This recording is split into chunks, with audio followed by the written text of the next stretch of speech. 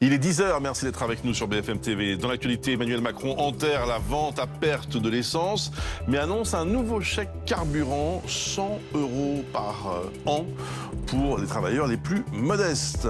Le procès de l'attentat de Magnanville, un couple de policiers avait été sauvagement assassiné par un djihadiste en 2016. Le complice présumé du terroriste est jugé à partir d'aujourd'hui devant la cour d'assises spéciale de Paris. Et puis la pagaille à la SNCF, une fois encore, une panne électrique a entraîné jusqu'à 6 heures de retard sur les TGV Atlantique hier soir. Il y a encore des retards ce matin, gare Montparnasse. L'horreur s'était déroulée sous les yeux d'un enfant de 3 ans, le 13 juin 2016. Les parents de ce petit garçon, Jessica Schneider et Jean-Baptiste Salvin, deux policiers, étaient sauvagement assassinés à Magnanville. Assassinés parce qu'ils étaient policiers. Et c'était bien un attentat qui était commis par un djihadiste. Le procès du complice présumé de ce terroriste s'ouvre aujourd'hui devant la cour d'assises spéciale de Paris, où on retrouve tout de suite Mélanie Vecchio.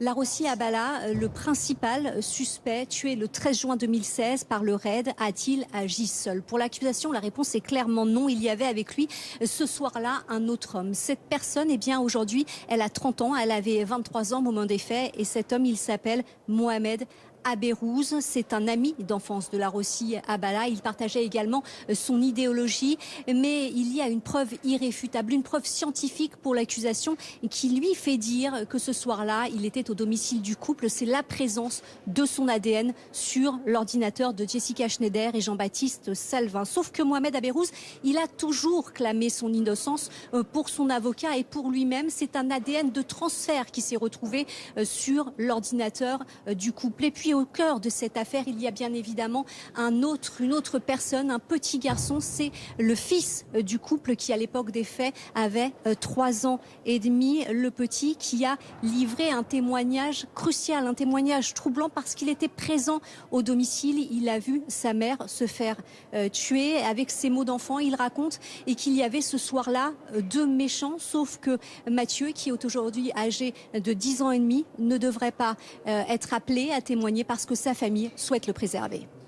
Merci beaucoup Mélanie Vecchio. Didier Rendu est avec nous, premier secrétaire général adjoint du syndicat SCSI-CFDT, le syndicat des cadres de la sécurité intérieure. Bonjour. Bonjour, monsieur Toussaint. Beaucoup d'émotions, j'imagine, pour vous et pour toute la communauté policière, non, à l'occasion de ce procès qui démarre. C'est énormément d'émotions. Si vous me le permettez, en préambule de mon propos, j'aimerais bien sûr adresser une pensée très forte à la famille de Jean-Baptiste et de Jessica et de leurs collègues qui ont été meurtris par ces attentats, comme toute la maison police. Et on peut dire, sans détour, qu'il y a eu un avant et un après Magnanville. Pourquoi dit-on cela d'un seul coup? Parce qu'au fond, il y a eu un sentiment de vulnérabilité au moment de cette attaque au domicile de ces 2 policiers.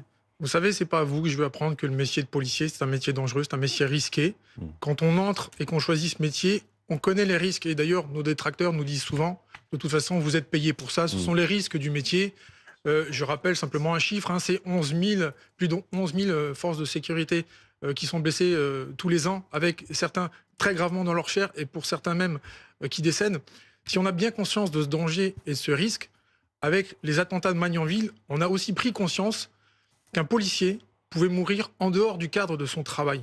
Il pouvait être une victime, une cible à son domicile, dans son quotidien, dans sa vie privée, lui, sa conjointe ou ses enfants. Le père de Jean-Baptiste dit dans le journal Le Midi Libre, aujourd'hui, je n'attends rien de ce procès. Et vous?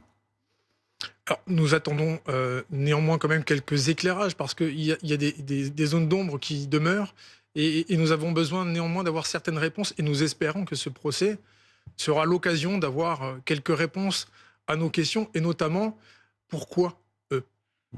Qu'est-ce qui a conduit à cibler Jean-Baptiste et Jessica? Qu'est-ce qui a fait qu'on puisse s'en prendre à leur vie, à leur intégrité physique, dans leur chair, dans un cadre privé, devant les yeux de leur enfant? Bien évidemment, certaines choses nous interrogent.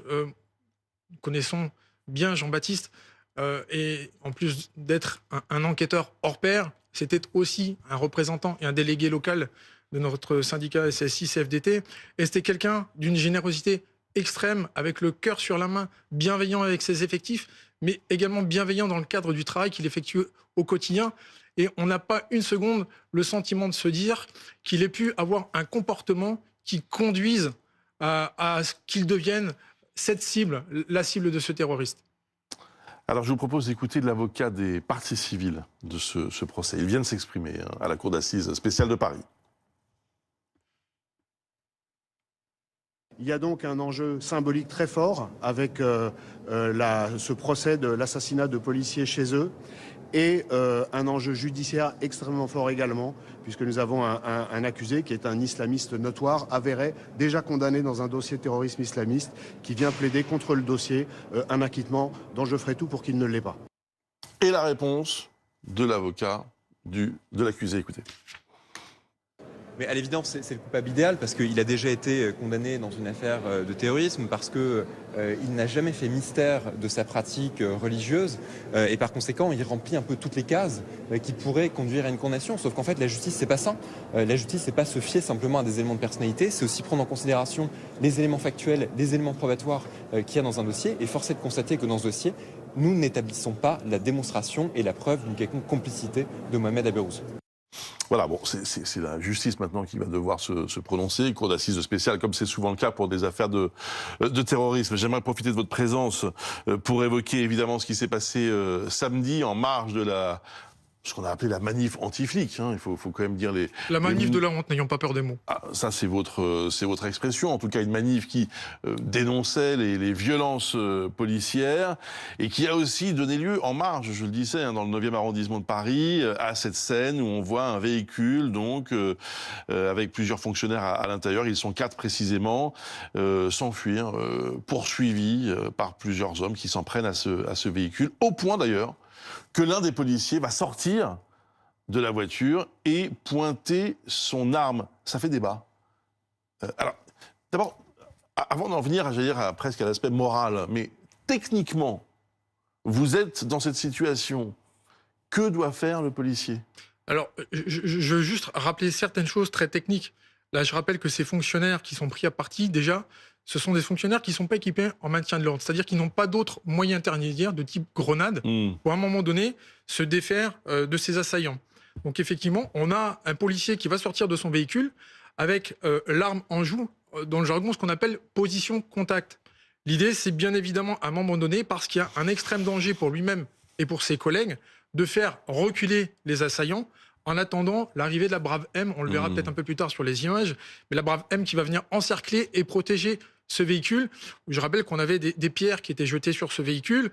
Les fonctionnaires étaient agressés à coups de barre de fer. On a tous en mémoire les images de ce véhicule de police qui brûle avec des fonctionnaires à l'intérieur et cet adjoint de sécurité à l'époque, Kevin Philippi, qui sort avec quelqu'un qui tente de lui asséner plusieurs coups avec une barre de fer. On a en mémoire le traumatisme de Viry-Châtillon, où on a eu des collègues brûlés vifs à l'intérieur d'un véhicule. Que se serait-il passé si le pare-brise de ce véhicule avait explosé et qu'un cocktail Molotov se serait retrouvé dans la voiture? On est dans cette situation-là, dans un cas d'extrême danger, monsieur Toussaint. Absolument. Mais maintenant, encore une fois, je répète ma question pour comprendre en fait le mécanisme. C'est-à-dire que ces 4 hommes sont dans cette voiture. Comment se prend la décision?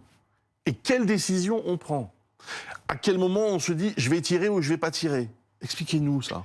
La décision d'un policier, elle se prend en une fraction de seconde. On n'a pas le temps, dans le véhicule, parce que tout va extrêmement vite, de se concerter et de se dire tiens, qu'est-ce que tu en penses? Est-ce que tu crois que c'est une bonne idée que... Je voulais pas aller... Voilà, J'imaginais pas une réunion non plus. Mais ce que je veux dire, c'est que, voilà, il y a un moment où on estime qu'on atteint le paroxysme, c'est ça? C'est exactement ça, et qu'à un moment donné, il y a l'intégrité physique de mes collègues qui est mise en jeu, que ce soit celui qui sort son arme ou ceux des collègues à l'intérieur du véhicule. Moi, il y a un moment donné, quand je vois ce type d'image, et c'est pour ça que j'utilisais tout à l'heure le propos de manifestation de la honte, moi j'en appelle aussi à la responsabilité des élus, des parlementaires, des associations qui viennent organiser une marche soi-disant pour condamner les violences policières. Et là, je fais une petite aparté, mais je réfute catégoriquement ce terme de violence policière qui voudrait dire que les violences sont consubstantiel à l'institution police, au même titre que le racisme. On a ponctuellement des faits de violence commises par des policiers, et dès lors qu'ils sont commis, il y a des enquêtes judiciaires qui sont diligentées, il y a des enquêtes administratives qui sont diligentées de plus en plus, et très sincèrement, et vous le savez, je rappelle un chiffre, de plus en plus la de police violence, nationale... C'est ça aussi qui provoque peut-être cette défiance. Vous savez, c'est qu'il y a de plus en plus de violence, justement. Le policier n'est pas un sur-citoyen comme il n'est pas un sous-citoyen. Il a besoin, finalement, de pouvoir exercer son métier avec toutes les armes juridiques dont il doit disposer. Donc, à un moment donné, je vois sur ces images-là qu'on essaye d'inverser ce que veulent dire les images. Et moi, je suis très gêné aussi de voir sur les réseaux sociaux, de voir qu'une partie de la vidéo qui tronque un petit peu le débat. C'est-à-dire qu'on voit... Si on reprend l'intégralité de la séquence, mes collègues se faire lapider dans le véhicule et se faire asséner des coups de barre de fer. Et ça, quand on commence à tronquer les images pour leur faire dire ce qu'elles ne veulent pas dire, c'est très sournois. Vous voyez ce que je veux dire? Donc, j'ai une pensée très forte pour mes collègues qui, ce week-end, et à l'instar de toute la semaine qu'ils ont vécu, je rappelle le haut niveau d'engagement des forces, c'est la visite du pape à Marseille, c'est le déplacement du prince Charles III et de son épouse à Paris et à Bordeaux, c'est le Classico, c'est la technoparade, c'est les nombreux rassemblements de ce type à Paris et dans les villes de province. Donc, saluons le sang-froid de mes collègues. Merci beaucoup Didier Rendu, merci pour votre présence ce matin sur BFM TV.